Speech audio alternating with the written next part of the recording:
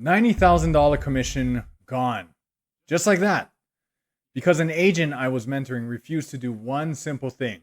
One thing that would have taken him about maybe 5 minutes a week. And the worst part, he had to watch his client sign paperwork with another agent at Starbucks. So let me break it down for you. I'm mentoring this agent informally. Great guy, hungry, been in the business for a few years, and he comes to me all fired up because he just landed a buyer with a $3 million budget, and it was a cash budget. Now, at that time, our median price point in Hawaii was about 800,000. Now it's about 1.2 million. But anyways, a potential $3 million deal at that time was huge. It was significant. That was going to be his first deal actually over $1 million. And look, I was pumped for him. We did a little dance in the end zone together, high-fived, it was great. He earned that moment. But he wasn't just celebrating. He was actually coming up to me and asking for advice. He said, Lauren, how should I work with this client? This is my first time with working of this caliber. What should I do? What's the move here? I appreciated that because he was open enough to ask. That's a big deal. So I started asking him a few questions. How did you find the client? And he told me it was an open house. Did you qualify him? He said, yes, I seen proof of funds. Did you do a buyer consultation? He said, no.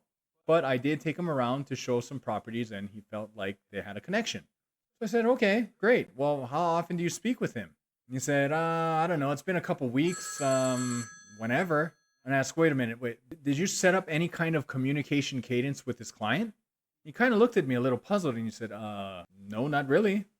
And right there, I knew that there was going to be a problem. And I said, hey, you know what?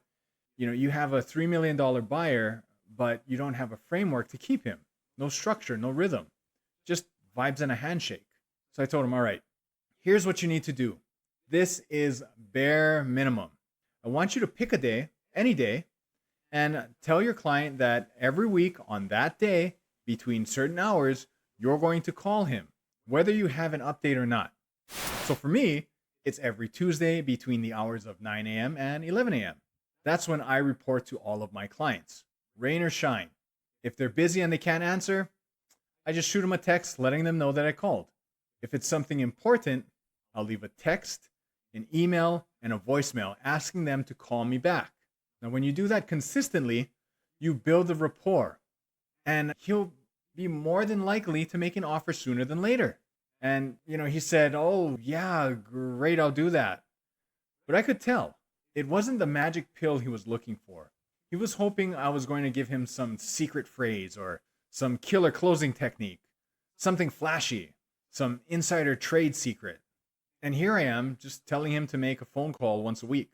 I could see it in his face. He's like, all right, whatever you say, man. He's thinking, well, I already have the rapport. The client is into me. He's not going to go anywhere. He's not backing out. I'm good. We're good.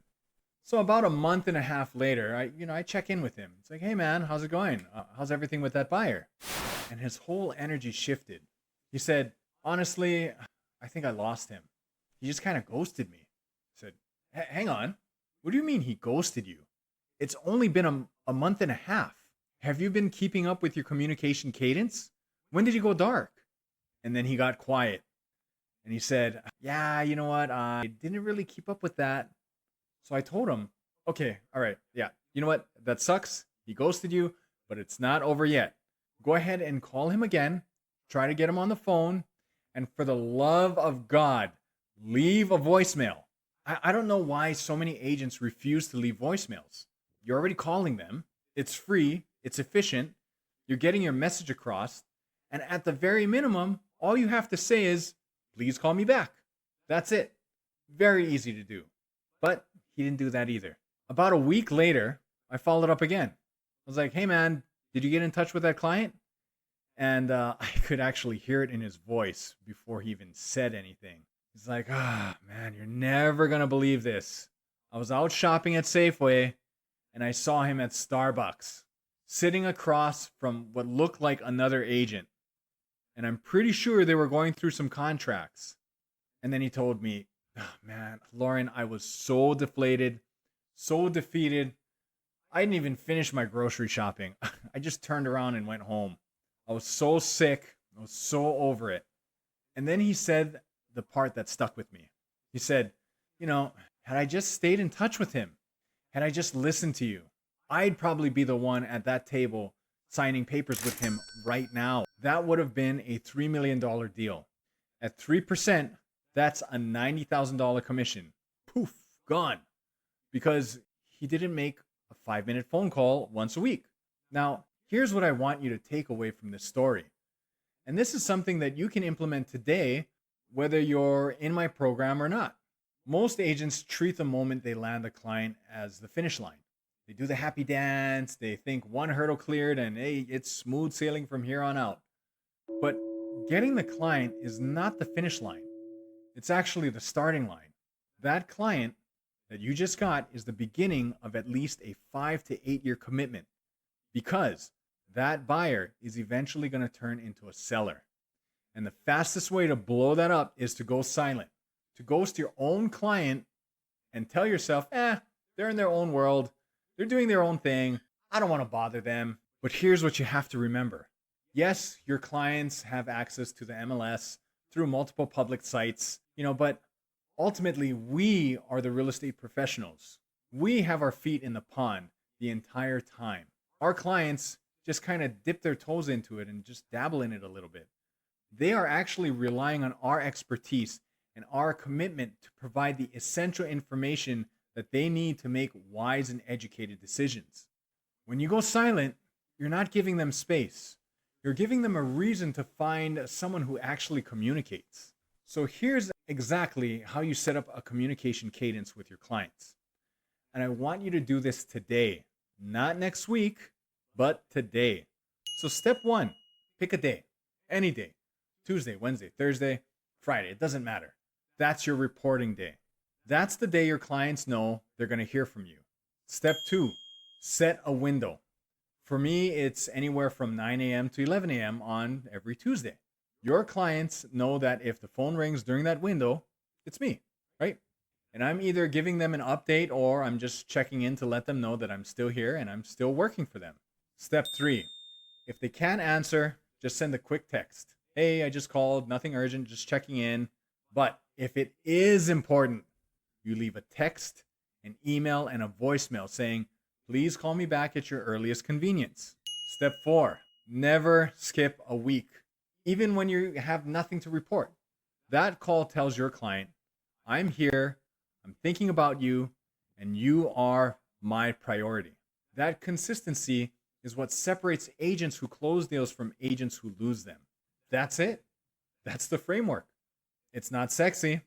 It's not flashy. There's no secret phrase or killer close.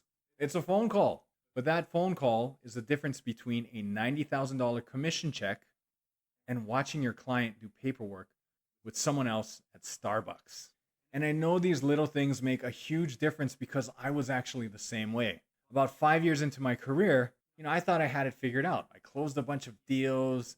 I knew what I was doing, and I definitely wasn't open to hearing that something as basic as a phone call or a schedule could change my business. And it wasn't just pride. I was making excuses too. I used to tell myself, you know what? Hawaii is a unique market. There's nothing like Hawaii. No one on the mainland can teach me anything because they don't understand how we operate here. And look, there's some truth to that. Every market has its nuances, but I was using that as a shield to avoid being coached.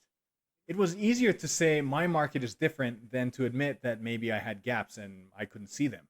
Until one day, I finally got frustrated with not enough time to surf and just having stagnant growth. And guess what? They were not from Hawaii. They weren't even near Hawaii. They were all the way on the other side in the mainland. And here's the thing. They weren't even a luxury agent, but they were absolutely killing it.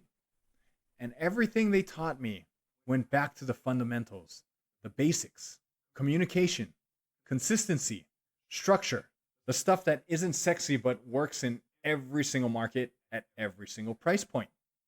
And you want to know what one of the first things that they taught me? Time blocking. Writing my schedule down on a piece of paper. That's it.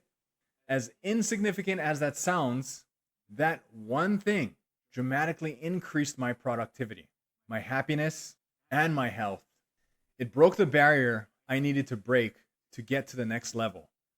And I never would have learned it if I hadn't stopped hiding behind Hawaii is different and been willing to sit down and listen to someone who had already been where I was trying to go. A phone call once a week, time blocking on a piece of paper, a communication cadence. None of this sounds revolutionary, but the advice that seems too simple to matter is usually the advice that changes everything. The most dangerous mindset in this business is thinking you already know what you need to know, because the moment you close your mind, you stop growing. And the agents who stop growing are the ones who get replaced. I've done over $400 million in production, over 20 years in this business, and I still seek out mentors. I still pay for coaching. I still sit in rooms where I am the student, not the teacher, because the smallest thing, the thing that seems completely insignificant, that's usually the thing that compounds into the biggest change. Having an open mind doesn't mean admitting that you're bad at your job. It means being honest enough to say, I don't know what I don't know, and being willing to let someone show you. If you're that kind of agent who's willing to be coached, who's open to hearing something that might change the way you do business, book a free luxury positioning audit. My team and I will personally look at your business and show you where the gaps are. But please come with an open mind, because the agents who get the most out of that call are the ones who actually show up ready to listen, not to debate. Link is in the description. Subscribe to this channel for more tips on how to position yourself in the luxury market. And if you want free resources and a community of agents who are actually putting in the work, join our free school community. Link is also in the description. I'll see you there.